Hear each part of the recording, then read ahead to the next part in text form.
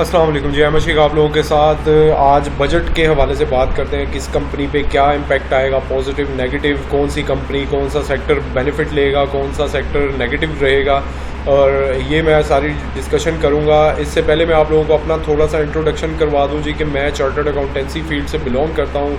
Income tax, sales tax services हम दे रहे हैं जी। आप अगर अपनी रिटर्न फाइल करवाना चाहते हैं या बिज़नेस रिटर्न्स, इनकम टैक्स हो या सेल्स टैक्स, कंपनी रजिस्टर्ड करवानी हो आपने या फिर सेल्स टैक्स रजिस्ट्रेशन करवानी हो, आप सभी सर्विसेज के लिए मुझसे कांटेक्ट कर सकते हैं। कांटेक्ट नंबर मैं अपने कमेंट सेक्शन में दे रहा हूँ।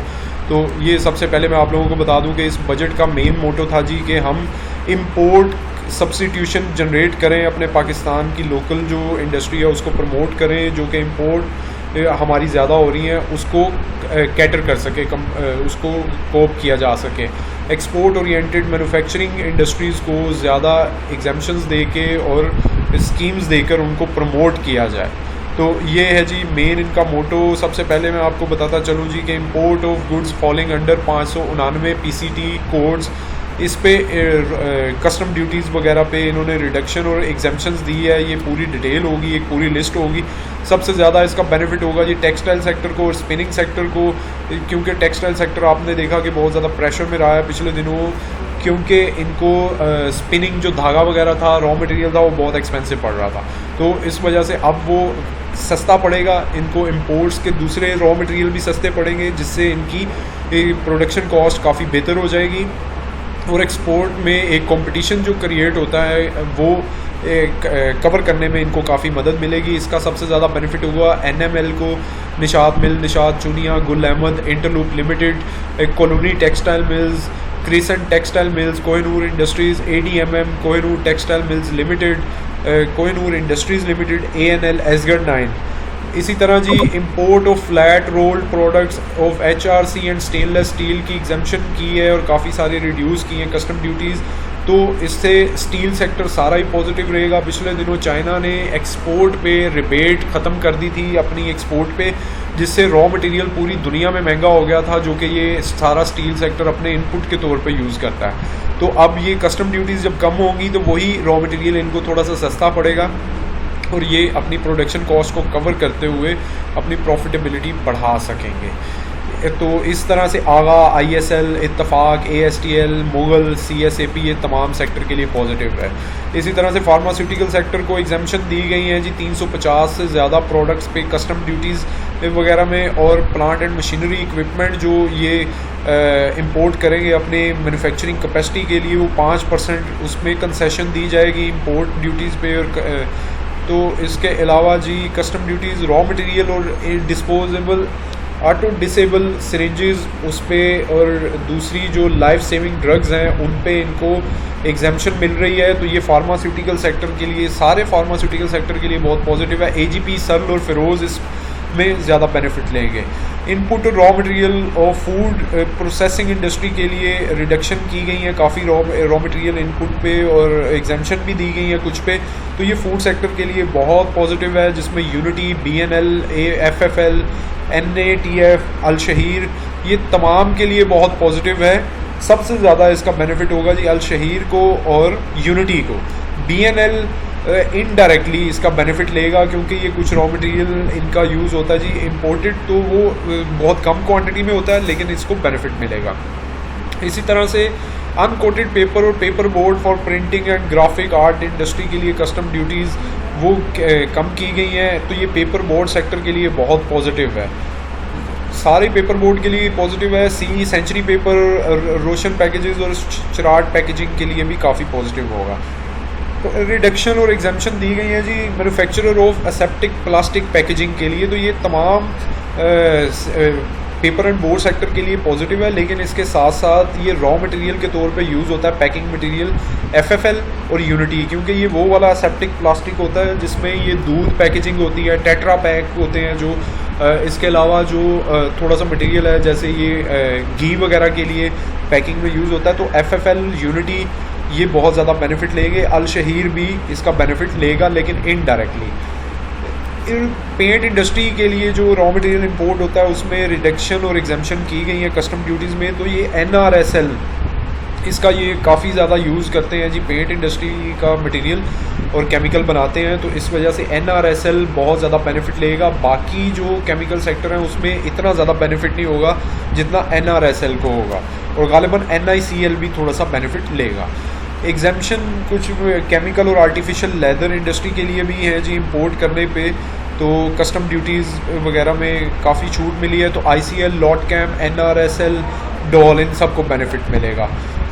कस्टम ड्यूटीज़ पे इनपुट के तौर पे जो रॉ मटेरियल यूज़ हो रहा है इलेक्ट्रॉनिक मैन्युफैक्चरिंग इंडस्ट्री के लिए, तो उसमें भी काफ़ी एग्जेम्पशंस हैं, तो वेव्स, पाक इलेक्ट्रॉन के लिए बहुत ज़्यादा बेनिफिट होगा इसमें।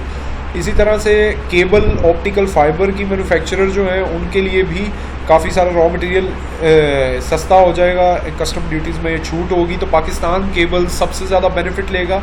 लेकिन इनडायरेक्टली पाकिस्तान इलेक्ट्रॉनिक और वेव्स, PAEL और वेव्स, इन दोनों को भी बेनिफिट होगा। गुड्स जो ऑनलाइन मार्केट में सेल की जाती हैं उस पर पहले सेल्स टैक्स नहीं था, अब ऑनलाइन मार्केटिंग और सेल्स पे भी थर्ड पार्टी पे सेल्स टैक्स जो है वो चार्ज किया जाएगा, तो ये एक नेगेटिव न्यूज़ है। वैसे तो तमाम सेक्टर के लिए है, लेकिन अभी जो मैं देख रहा हूँ मेन इमेज पाकिस्तान लिमिटेड और गुल अहमद टेक्सटाइल मिल्स, ये दोनों ऑनलाइन मार्केटिंग करते हैं। जैसे इमेज तो ई-कॉमर्स के तौर पे अब बिज़नेस अपना बहुत ज़्यादा फैला चुका है, और अब तो अमेज़ोन पे भी वो अपना सेलर का स्टेटस ले चुका है, तो उसके लिए बहुत ज़्यादा नेगेटिव है। इसी तरह से जी ज़ीरो रेटिंग प्रपोज़ की गई है पेट्रोलियम, क्रूड ऑयल, पार्ट्स और machinery import, plant machinery, petroleum और गैस सेक्टर के लिए और इनकी रिपेयर और मेंटेनेंस के लिए, तो वो ख़त्म की जा रही है, विड्रॉ की जा रही है, तो ये नेगेटिव है रिफाइनरीज़ के लिए, NRL, ATRL, बाइको, PRL। लेकिन इसमें थोड़ी सी क्लैरिफिकेशन रिक्वायर्ड है कि इसके लिए फिर अल्टरनेटिव इन्होंने क्या प्लान किया है, प्लस क्या ये ऑयल मार्केटिंग कंपनीज़ को भी इसका बेनिफिट उस पर भी ये पॉलिसी अप्लाई होगी या सिर्फ और सिर्फ रिफाइनरीज़ के लिए होगी, और ये अब इसको थोड़ी सी क्लैरिफिकेशन रिक्वायर्ड है। इसी तरह से रिफाइनरीज़ की जो 10 साल के लिए BMR और न्यू एक्सपेंशन या न्यू कंपनीज़ बनाना चाह रहे हैं, रिफाइनरीज़ लगाना चाह रहे हैं, उनके लिए भी टैक्स की एग्जेम्पशंस वो स्कीम उन्होंने अप्रूव कर दी है। बाइको फौरी तौर पे इसका बेनिफिट लेगा, और जो NRL, ATRL, PRL हैं उनको फ्यूचर में बहुत ज़्यादा चांसेस है कि वो इसमें जाएंगे। इसी तरह से reduction of duties raw material, footwear industry के लिए भी कम की है जी रॉ मटेरियल की जो इंपोर्ट है और उन पे ड्यूटीज़ वगैरह, तो SRVI, बाटा और SGF तीनों पे काफ़ी बेनिफिट पॉजिटिव होगा। इसी तरह से इलेक्ट्रिक व्हीकल्स की मैन्युफैक्चरिंग जो कर रहे हैं उनके और CKD किट्स पे एग्जेम्पशन होगी जी कस्टम ड्यूटी की, सेल्स टैक्स 1% तक लोकली जो सप्लाई की जा रही है इलेक्ट्रिक व्हीकल्स की उन पे भी कमी होगी। इसके अलावा जो value addition tax on imports of electric vehicles, CKD kits हैं, स्मॉलर कार 2-3 व्हीलर्स, इन सब पे भी बेनिफिट होगा। ये तीनों का बेनिफिट सबसे ज़्यादा और सिर्फ साजगार को अभी तक होगा, साजियो। इसी तरह से जी लोकली मैन्युफैक्चर्ड कार्स की प्राइसेस बढ़ रही हैं, तो 850 सीसी तक के लिए जो है वो मैन्युफैक्चरर के लिए सेल्स टैक्स की अमाउंट 17% से कम करके 12.5% की जा रही है। तो अभी तक ये स्पार्क सुजुकी मोटर्स को सिर्फ बेनिफिट मिलेगा, और वो भी बहुत ज़्यादा नहीं, क्योंकि इतनी ज़्यादा उसकी डिमांड भी ये मैन्युफैक्चरिंग नहीं चल रही, बड़ी गाड़ियाँ ये ज़्यादा बना रहे हैं। इसी तरह से टेलीकॉम सेक्टर के लिए 1% सेल्स टैक्स और फेडरल एक्साइज ड्यूटी कम की जा रही है, तो ये PTCL Telecard, PTCL directly benefit लेगा, टेलीकार्ड और WTL कुछ ना कुछ इनडायरेक्टली बेनिफिट ले लेंगे। इसी तरह से प्रॉपर्टी इनकम का जो टैक्स है वो ख़त्म करके एक नॉर्मल टैक्स रिजीम में फॉल कर रहा है, जो कि बहुत पॉजिटिव चीज़ है। इसमें पेस और DCR वो बेनिफिट लेंगे। इसमें होता ये है जी कि पहले प्रॉपर्टी इनकम एक सेपरेट इनकम के तौर पे कंसीडर किया जाता था, और उसके जो लॉसेस होते थे वो दूसरे इनकम के साथ भी एडजस्ट नहीं होते थे। अब वो नॉर्मल इनकम के तौर पे होगा, उसके लॉसेस दूसरे बिजनेस इनकम के साथ एडजस्ट करके तो नॉर्मल टैक्स रिजीम में फॉल करेंगे। इसी तरह से जी क्लाउड IT सर्विसेज के लिए क्लाउड कंप्यूटिंग और डाटा स्टोरेज का स्कोप भी ऐड कर दिया गया है, जो कि बहुत पॉजिटिव है। नेट सोलर सिस्टम बहुत ज़्यादा ये यूज़ करते हैं, AVN भी कर रहा है, तो ये 3 मेजर बेनिफिशरी होंगे इसमें। 10 ईयर एग्जाम्पशन टेक्नोलॉजी जोन के लिए होगी जी, डेवलपर और एंटरप्राइजेज के लिए, प्लस इनका dividend plus capital goods import करने पे, ये तमाम पे इनको वो मिलेगा जी, टैक्स एग्जाम्पशन होगा।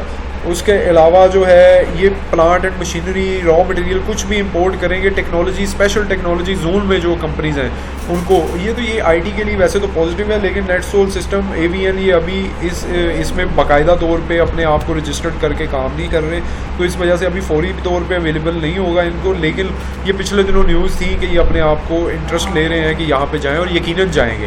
तो जब ये जाएंगे तो फिर इनका बेनिफिट होगा। पाकिस्तान मर्केंटाइल एक्सचेंज के लिए भी इन्होंने इलेक्ट्रॉनिक रिसीट्स पे एग्जाम्पशंस दे दी हैं जी टैक्स में, और इसी तरह से मार्जिनल फाइनेंसिंग जो पाकिस्तान स्टॉक एक्सचेंज में NCCPL नेशनल क्लियरिंग कंपनी वो दे रही है, वो भी उसमें भी रिलीफ है। प्लस जो कैपिटल गेन टैक्स है 15% से कम करके 12.5% कर दिया गया है, तो ये तमाम ट्रेडर्स और इन्वेस्टर्स के लिए बहुत पॉजिटिव चीज़ है। और इसके अलावा जो है ये नॉन फाइलर्स के लिए 30% ही होगा या 25% होगा, ये अभी क्लैरिफाई करने की ज़रूरत है। जब ये डिटेल में वो सारी चीज़ें शेयर करेंगे तो पता चलेगा।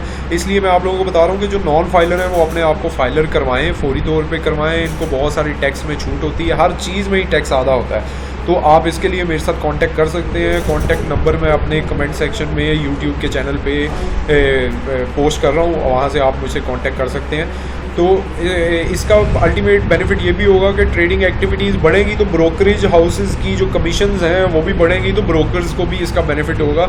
FNL, FNEL, JSCL जो जहांगीर सिद्दीकी है, AKD, इनकी अर्निंग में, आरिफ हबीब लिमिटेड में बेनिफिट डेफिनेटली होगा इनको। इसी तरह से जी रोशन डिजिटल पाकिस्तान के लिए स्टिल और बेनिफिट है, तो ये फॉरेन ट्रेडर्स और इन्वेस्टर्स के लिए भी पॉजिटिव न्यूज़ है। तो ये सारी चीज़ें हैं जी।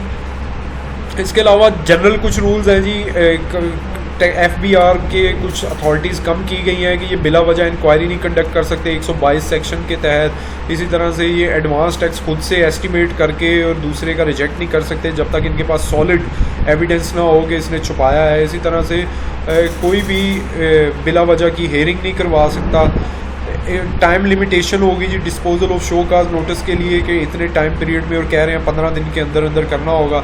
इसी तरह से इलेक्ट्रॉनिक हेयरिंग हुआ करेगी FBR में, बजाय इसके कि फ़िज़िकली जाके पेश हों, तो ये इलेक्ट्रॉनिक हेयरिंग होगी। इसी तरह से जी एग्जाम्पशन सर्टिफिकेट्स में भी इनको बेनिफिट है कि 15 दिन के अंदर अगर कमिश्नर आपको जवाब नहीं देता तो ऑटोमेटिकली आपको मिल जाएगा। तो ये ख़ास तौर पे इंपोर्ट ओरिएंटेड इंडस्ट्रीज़ के लिए बेनिफिट है।